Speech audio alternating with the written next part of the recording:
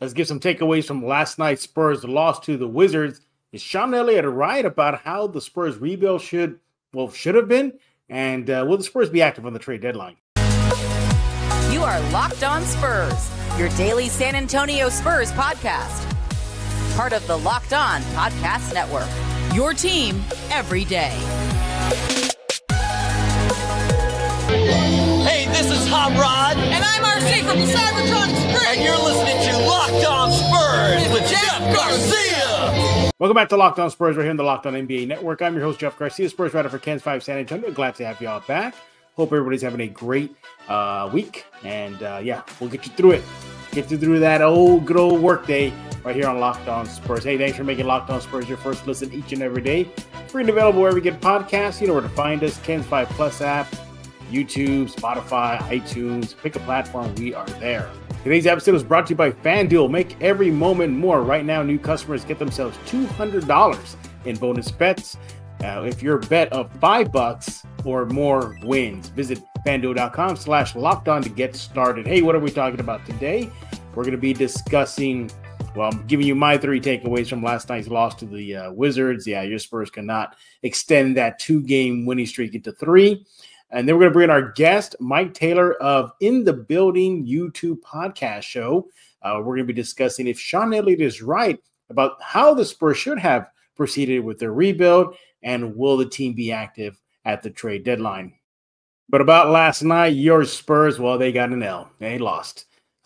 Just when you thought that maybe they could have had their first 3-game winning streak of the season, they came up short. They were close, but they had no business losing to the Wizards the way they did, especially in the fourth period. And that is takeaway number 1, the fourth period. The Spurs absolutely could not connect on a shot.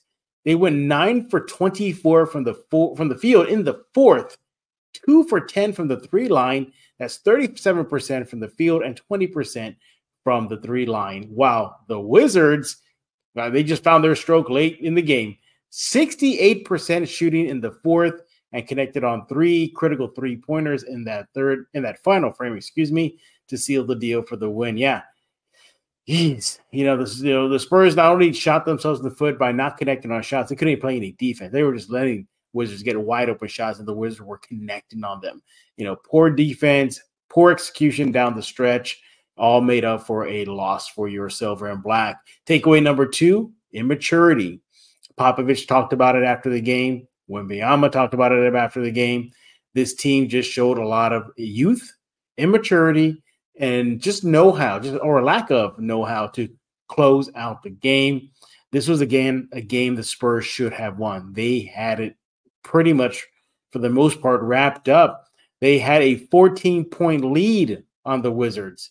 And we all know they've been even winning the third period of late. They won it again, 35-33 over Washington. They were cruising to that fourth. And then the wheels just fell apart. Just no effort to close out the game. And that was just bad because, they're about to go on their road trip. They got a couple of tough teams coming up next, Magic, Pelicans. This was a game that the Spurs should have won. It was in their hand, and they let it slip away. That's takeaway number 2, just immaturity on that court. The last takeaway has to be just individual players, just, not being consistent yet again. Jeremy Sohan, after having a pair of great games headed into the game versus Washington, he ended up scoring 2 points. 1 for 7 for the field in 26 minutes. You have Keldon Johnson came off the bench at 14, but 5 for 10 shooting. And then just, again, misfiring from players. Julian Champagnie, he goes 1 for 2 from the field in 20 minutes for 3 points. In the plus-minus column, guess who was the worst player according to the plus-minus column? That was Victor Wembanyama, a -12 to not so good to be leading the team in that department. What cost him? Turnovers. He had 4 turnovers in the game. And speaking of turnovers, Vassell had 5. So individual players just simply did not, rise up to the occasion, did not step up the game, were not consistent. And that all spelled doom for your silver and black. And they fought a 10-37. The next host, the Orlando Magic, part of their 7-game homestand before the road trip. Coming up next, we have Mike Taylor of In the Building podcast show. We're going to be discussing Sean Elliott's recent comments about the Spurs rebuild and more coming up next.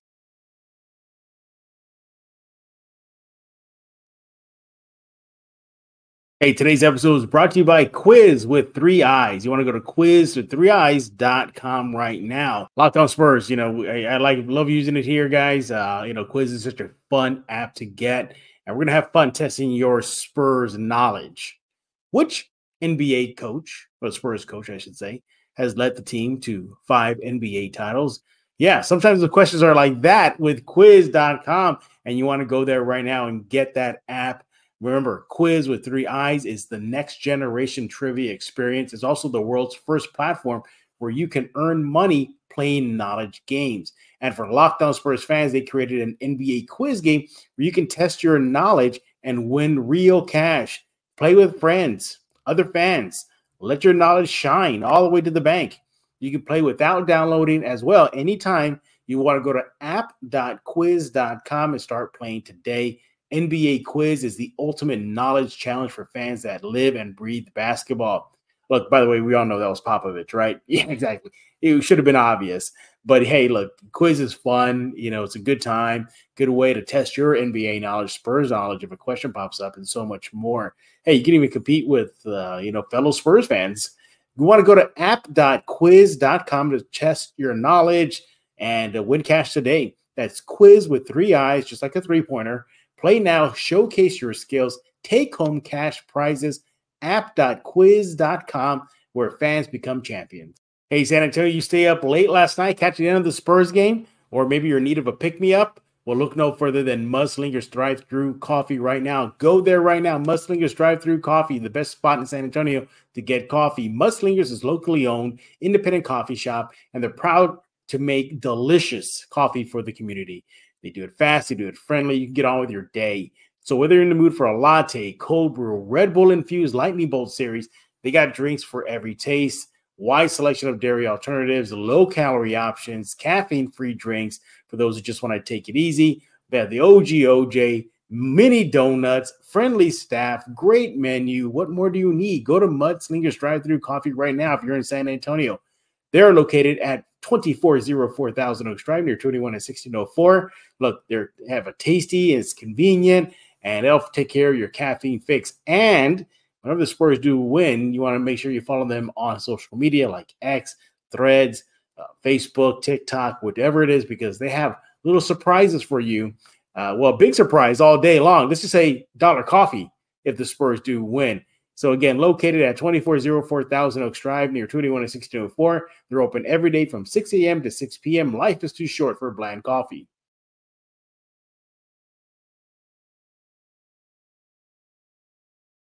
And we are now joined by Mike Taylor of the In the Building show, new show with Mike Taylor and Rudy J. It starts at 11 a.m. on all platforms.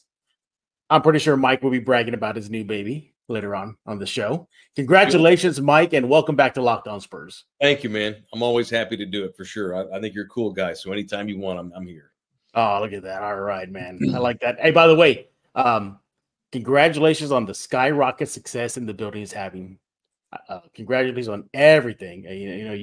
You're definitely proving yourself when you say, hey, you took a risk, you took a shot, man, and you're letting them hang out, if you know what I mean. Thank you, man. Well, it's like surfing. You never know when a wave's going to come in. Yeah. You got to catch it, and you never know how long it's going to go. So I appreciate that. It's crazy to see how it's been the first week. Mm-hmm. So we'll see. We're just trying to stay somewhat grounded. We're happy, but we're just grinded, man. We're like any other podcast. Oh, yeah. We are at the mercy of it all could change. So we're just trying hard. I appreciate you mentioning it, dude. Thank you, man. Anytime. Yeah, we'll talk a little more about it later. What can fans expect and what more. Make sure to follow Mike on X at Mike Taylor Show right now. So, Mike, Mr. Sean Elliott, that Spurs great, has his jersey hanging up at the Frost, went on as a guest for San Antonio Sports Star, and he was talking about the rebuild. And in a nutshell, Mike, he said the Spurs kind of maybe should have done it a different way. That this whole complete tear down to the studs, youth movement, Spurs are the youngest team in the league. that maybe that was not good idea. After all, he said this team should have gone with an infusion of youth and veterans. And he recalled his rookie year with David Robinson saying, hey, we had TC, Terry Cummings, we had Mo Cheeks, Caldwell Jones, the list goes on and on. That pretty much struck a nerve with a lot of Spurs fans saying, you know what, Sean, maybe you were right. Maybe you were right. Where do you stand on that? Do you think the Spurs may have tripped up a bit and should have had a vet / bunch of kids mix this season? Well, yeah, I do think that in theory that would have been the better thing to do. Now, was that going to be possible though? Because then you get back into who were those veterans going to be? Who were you going to bring in? Were we going to keep DeMar DeRozan? Because you wouldn't have wound up in the lottery had you done that, because you would have won too many games. Yep. In theory, in hindsight, it's fine to go back and say, man, you sure lost it. Look how bad the record is. Mm-hmm. We should have maybe had some more experience on this thing. But, and I love Sean, but I don't remember Sean saying this 6 months ago or 18 months ago. Hey, we're getting too young. Like anybody, like we all should do. We trusted that they knew what they were doing. And now it looks like, well, maybe they should have maybe kept a veteran or two. So I'm not trying to ride the fence, man, but I think in theory, you look back and say, maybe they got too young, but I don't know how they would have done that and been able to have gotten Wemby. They needed to have the worst record in the league. They needed to have more ping pong balls in the hopper. And the way they decided to do that was to break it all down and get a bunch of young and go crazy young. Now, did the kids that they have around Wemby, are they going to wind up being good enough to make this thing look like hope? That I don't know. I mean, we didn't know that we didn't know that they were going to botch the point guard position from the beginning. We trusted that just Sohan could handle that. Had Sohan worked out the way they hoped, maybe we're not having this conversation, Right. Had they brought another point guard, a true point guard, onto the team to help Trey Jones, maybe it's a different conversation. In theory, I'm cool with the breakdown, but how you handle that breakdown, I think, should be criticized.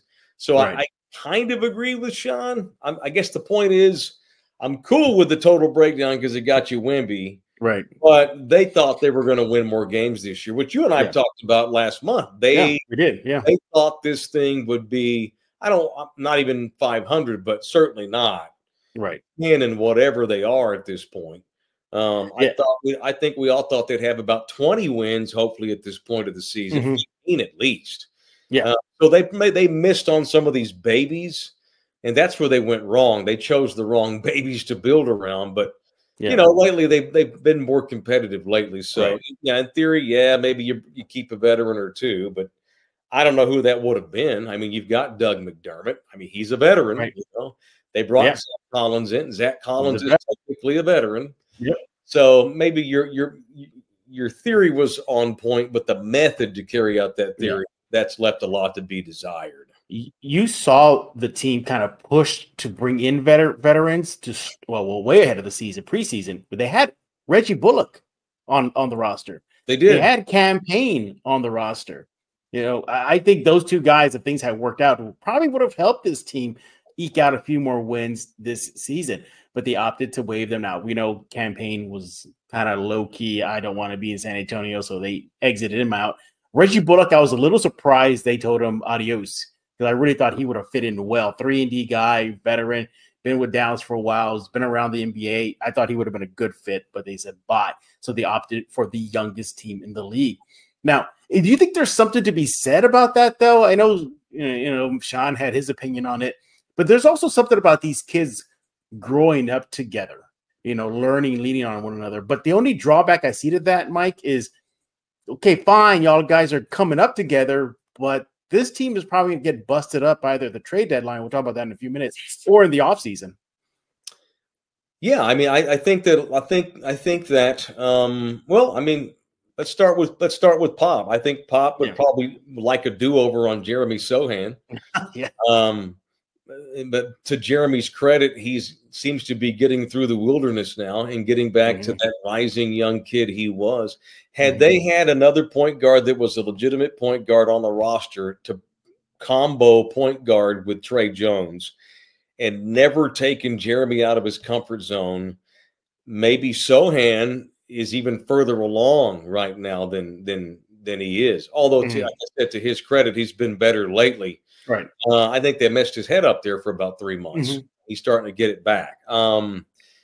That's really all I can't bash them too much. I mean, none of us were in the summer. We were all excited. You know, I told you had me on right after training camp, and in all my basketball expertise, I told you I thought they'd win 30 to 35 games. Yeah. I bought in, you know, and I trust the Spurs, and they deserve our trust. And so it's easy to nitpick and go back and say, "Oh, you were wrong," and they were. But sometimes you're going to be wrong, man. I think the biggest thing that we can mess with is the point guard stuff. They underestimated that working. But outside of that, I don't know what else I would have done any differently. And I did express concern for Sohan at the beginning of the year. Yeah, you did. Yeah, you did. Doing. That's the one big mistake they've made. But ultimately, you brought in a 19-year-old kid. You got a bunch of other kids. They're all trying to get along with each other. Maybe we were wrong. You know, maybe none of us should have been as hyped as we were. Yeah.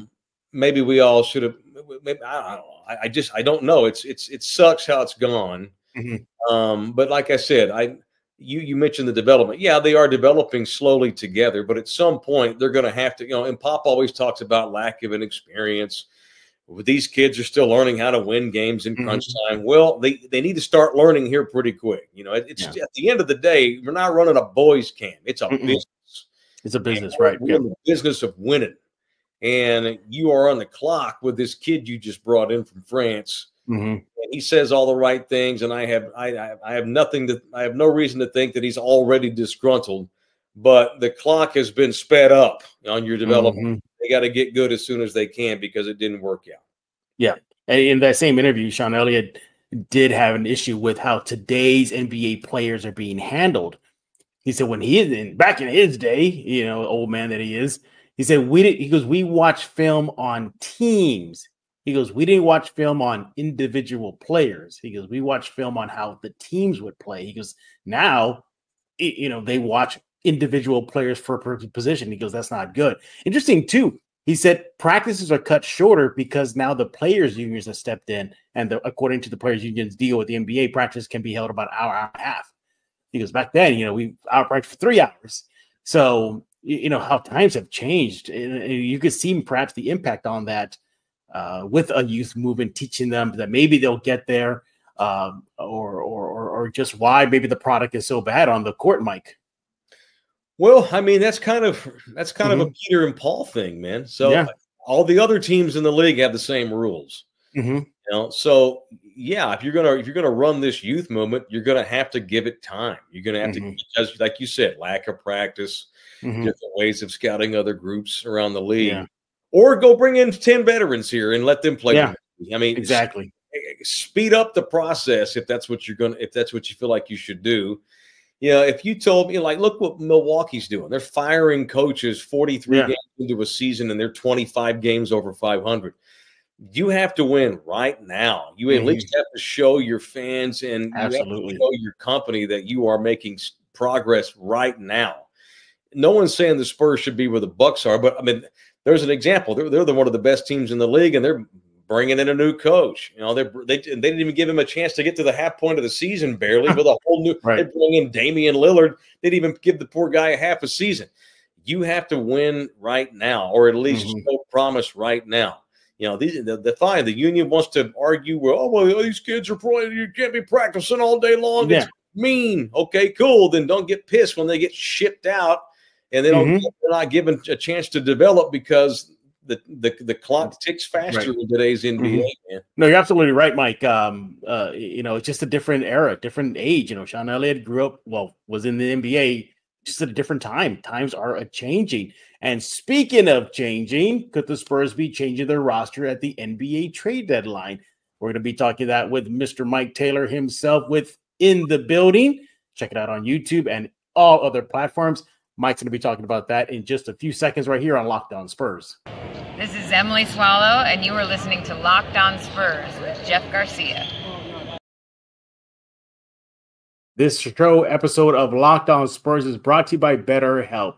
Look, if you want to make yourself better or perhaps improve in areas that you're already good at, look no further than online therapy with BetterHelp.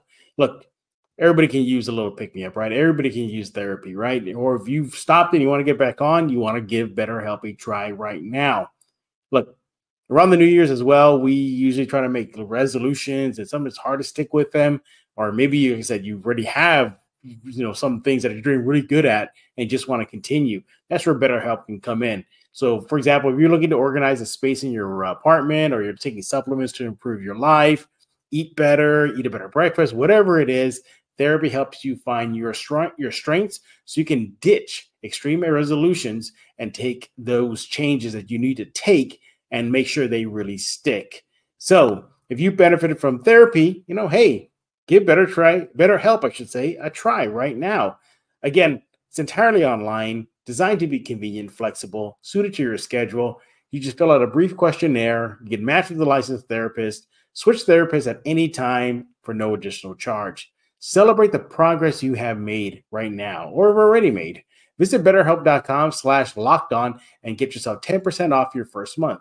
That's BetterHelp, HELP.com/LockedOnNBA. Hey, I want to talk about FanDuel right now. Happy Super Bowl, everybody. And for all those who celebrate Super Bowl, look no further than FanDuel. By the way, happy Super Bowl from FanDuel as well, America's #1 sportsbook. So if you're like me, Super Bowl Sunday is all about scoring the best seat on the couch, grabbing your favorite snack, maybe placing some super bets. Hey, look, Super Bowl Sunday is what it's all about, right? The game, the food, the commercials, everything you need. You can also have some fun with it at FanDuel right now. So you want to go to FanDuel as soon as you can, like right now, as soon as this episode is over, and get that app. FanDuel has so many ways for you to end the season with a W or 2 or 3. Not only can you place a bet on who will win Super Bowl 58, but FanDuel also has bets for which player will score a touchdown, how many points will be scored, and so much more. New customers, you want to join right now. You get $200 in bonus bets if your first bet of $5 or more wins. Just visit FanDuel.com/lockedon to sign up. That's FanDuel.com/lockedon. Make every moment more with FanDuel, the official sportsbook partner of the NFL. And we're back right here on Locked On Spurs with Mike Taylor of In the Building, the new show. Check it out on YouTube. Mike's going to be giving us all the details on how you can check it out, where you can watch it, what you can expect, so much more. He's teamed up with Rudy J. Such a great pairing. We'll be talking about that in just a few seconds. But the NBA trade deadline is right around the corner, Mike, just weeks away. Spurs have the assets to make things happen from the youth that they have on their roster. Yes, everybody brace yourself. They can't flip these guys if they need to. They're not Wimby levels. Yeah, they're on the table. They got a bunch of draft picks. They got a hell of a lot of cash. They are primed and ready for the NBA trade deadline. But will they be active? Mike, what do you think? Buying or selling? This team's going to be active for the trade deadline. They better be. They better be active. I mean, we're out of time here. I mean, we know. I think we know what this thing is. Mm-hmm. It is. Victor Wembanyama is going to do spectacular things every night and put up 25 and 10 in limited minutes. Mm-hmm. And they're going to get beat most of the time. That's what they are. And that's not going to change between now and the end of the season. If you told me that this current roster is going to all of a sudden figure it out and find the crystal ball, and it shows in the crystal ball, oh yeah, this group's going to figure it out. We're going to win 45 games next year. Great, then stand pat. I think that's not realistic, though. This group of kids has proven that it's going to be competitive on occasion, get blown out of the gym once or twice a week, and Wimby's awesome. Rinse, repeat. You can't. That's pretty much the season. That's the season so far. Yeah, you can't go on that way. It's time, and I think I've alluded to this before. Wemby needed time to come into the league, figure out himself, figure out how to stay above water, and he's been terrific, more than even I thought he would be. Now it's time to grow him up a little bit, and how you do that is you show him what a business this is. We are here to win, and I think he gets it. I think you'd be doing this kid a disservice if you're not trying to be a major player at the deadline. Maybe you're not able to pull off a bunch of stuff, but he needs to see that we're trying to win as quickly as we can. We're going to take a mulligan year this rookie year of yours, but next year we want to win. That doesn't mean they're going to go bring in. They're not going to go trade for Damian Lillard. They're not going to go trade for LeBron James.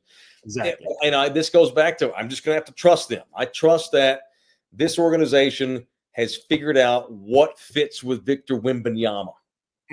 And then start showing me by the players you bring in. Everybody they bring in at the deadline or in free agency or at the draft, they're here because you think they can fit in with Vic.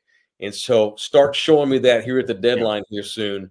They don't have to be stars. They just need to be veteran players. Come in here and figure out and not get blown out of the gym, understand how to stay in games, late in games when teams go on runs, and show Vic that we're trying to win here. I don't know. Maybe bring in another guy who knows how to play point guard in the NBA because they only have one. God bless the Blake Wesleys of the world, but they need a legitimate veteran point guard. And it doesn't have to be DeJounte Murray. I would love that. But just someone who's capable, because they don't have anybody outside of Trey Jones who's even capable of playing NBA point guard on a nightly basis. Start there and show me that you're serious about developing around Victor Wembanyama, and I know that they are. You know, go bring people in. Go take on some expiring contracts. I guess I'm calling for the blowing up of this thing. Yeah, no. I agree with you. I think either you're not guaranteed a roster spot beyond next month. Yeah, I think either it's going to happen in a few weeks or definitely in the off season. This roster is still going to be not looking the same next season. No. And I look at that. You mentioned DeJounte. I think it just happened to be DeJounte, but I've been saying on Locked On Spurs, I'm just glad they recognize the problem that it's just point guard. And okay, it happened to be DeJounte in these rumors. But if they could have said Mike Conley, Kyle Lowry, just any other point guard, I would have, sure, okay, thank you, Spurs. You recognizing the issue is that you are thin at the point guard spot. Got to make you think too, Mike, kind of a little bit of an aside, like how much of a ripple effect this is from the Josh Primo debacle. You know, because he was their guy. He was their point guard of the future. Yeah, but you didn't replace him in the summer, and you took a flyer from Jeremy Sohan. You shouldn't have done that. They should have done that. No. Josh Primo screwed him over, no question. And they thought he and Trey should be the platoon point guard position right now. Yeah, exactly. Didn't the Clippers sign Primo? Did he? He hasn't. He's on the roster. He's on their roster, but he's in their G League system right now. What a hell of a story. Golly. I know. But again, it's business. And, you know, when that happened, fine, it stinks. They made the decision to release the kid. They did what they had to do. Okay, cool. But they did not replace him. Right. They threw mud against a wall and thought it would work, and they were wrong. Cool, no problem. No one's infallible, not even the great Brian Wright and Greg Popovich. Yeah. So show me here at the deadline you're serious about developing and getting better. Yeah. Even if you don't win a lot more games, you need to send a message to that room that, we're developing you. We love you.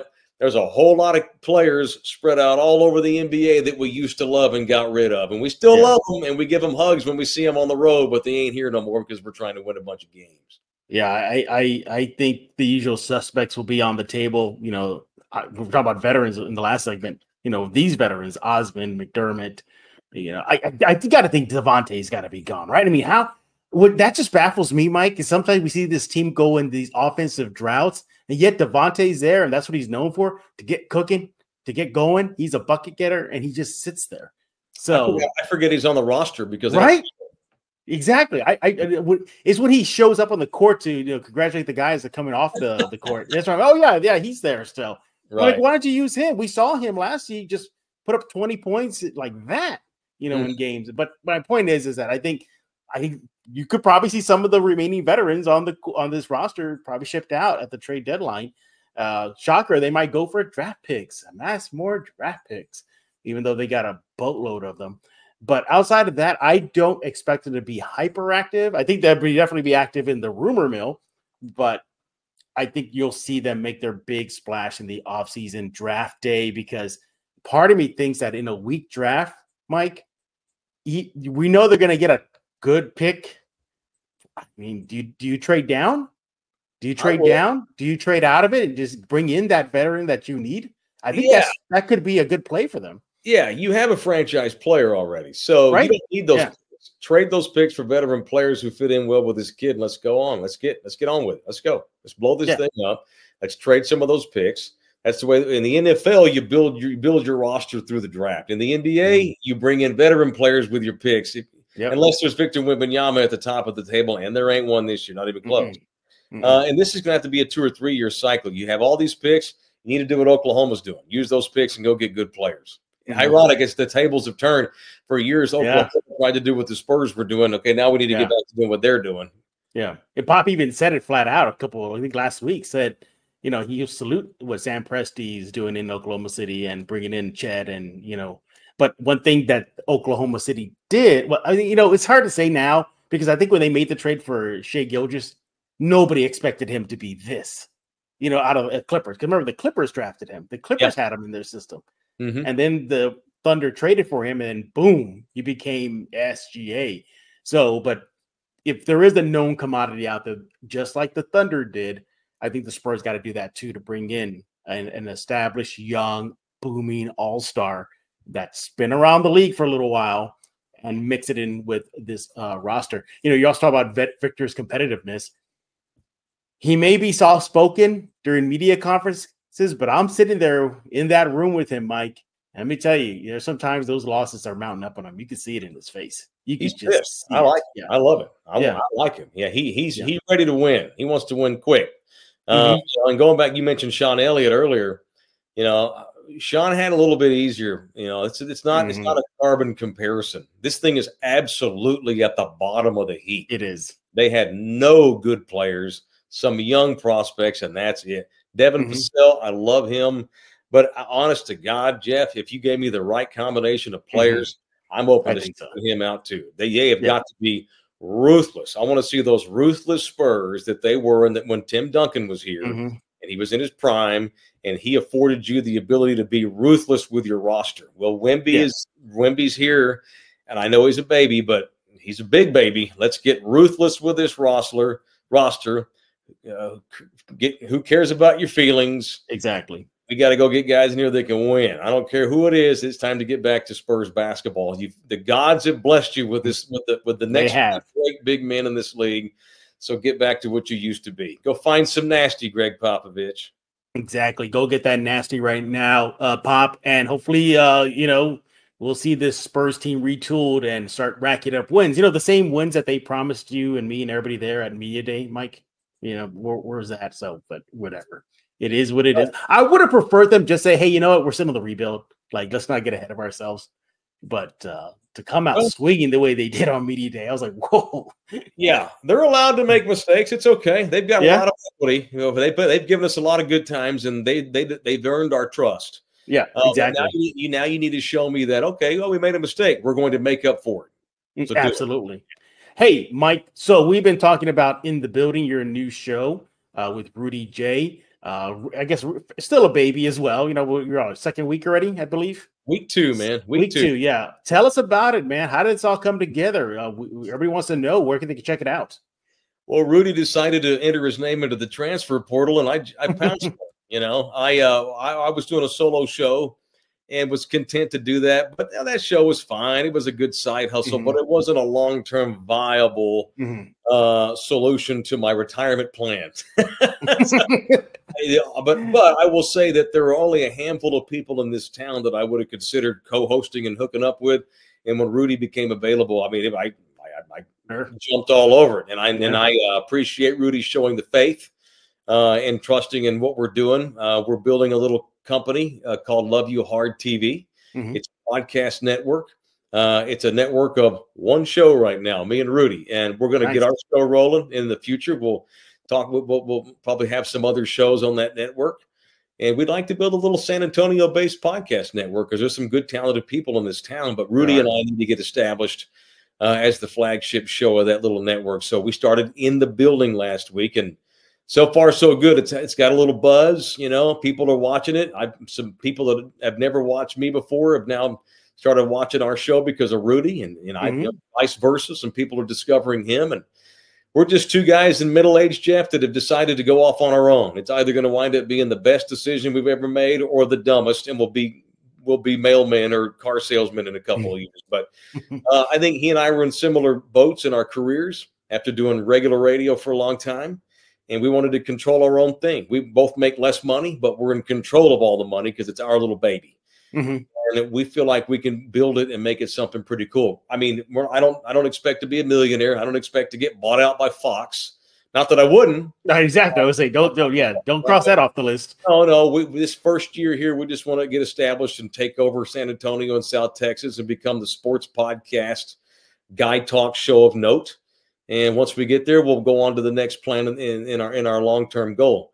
We're like the Spurs, we're building, but we're starting off with 2 good veterans. We don't have rookies. Yeah, yeah. Veterans, and we're going to build from here and see what happens. Thank you, man, for bringing that up. I appreciate it. Not a problem. And I'm assuming the YouTube, Spotify, all that good stuff, right? I mean, just YouTube. You can just put Love You Hard TV or In the Building. You can find us on Spotify, which week 1, we're 20th in America on Spotify sports chart in the country. That's just that I can't even, that doesn't, I can't believe that. I'm sure we'll fall off the chart at some point, but it's because of the people in this city. 80% of our viewers are San Antonians, and so they've jumped on board. And it's a new thing, so that's why our ratings are real high here the first couple of weeks. Now we have to sustain it, and when it plateaus, just keep it going and keep slowly building it. We have realistic expectations, but we have confidence that it's going to wind up doing something, or else we wouldn't have done it.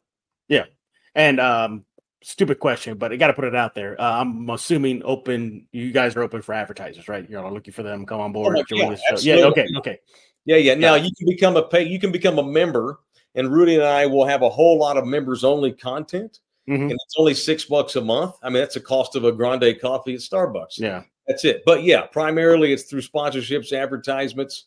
We get enough subscribers on the YouTube page to make a little bit of money there. Sure. Memberships would be great. I go get 5, 6, 7,000 paid members. I won't have to worry about as many advertisements. But right now, if you want to do some business within the building, holla at your boy. Email me. There you go. And we'll talk. And I will say this. A lot of people think, they probably cost $10,000 a month. Nah, you'd be shocked. Now, it's going to be a little bit more than $50 a month, but it ain't $10,000. So hit me up. We'll talk money if y'all are interested in getting your business out there. And we're cheap. So strike while we're cheap and we're sexy, because we're the new thing in town. We can create our own. Old school sports radio is dying out, man. We can create our own podcast network. Dan Levitard's building a huge thing in Miami. Bill Simmons started the Ringer.